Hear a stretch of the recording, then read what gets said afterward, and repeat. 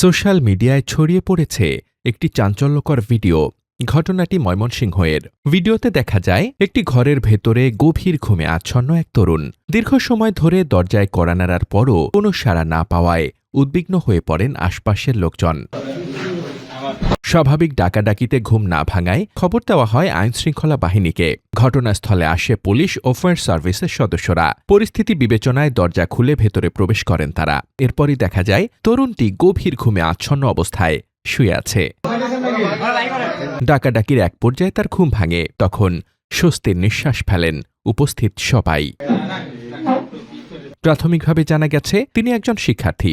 অতিরিক্ত ক্লান্তির কারণে গভীর ঘুমে তলিয়ে গিয়েছিলেন বলে ধারণা করা হচ্ছে।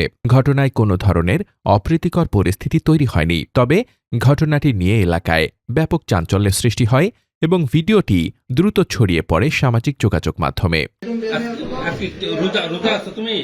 পুলিশ জানায় সতর্কতার অংশ হিসেবেই তারা দরজা খুলে ভেতরে প্রবেশ করেন। তরুণ সুস্থ আছেন বলেও নিশ্চিত করা হয়েছে।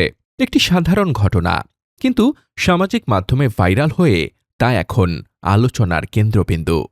এলাকার নাম বলো, থানা সরিষাবাড়ি।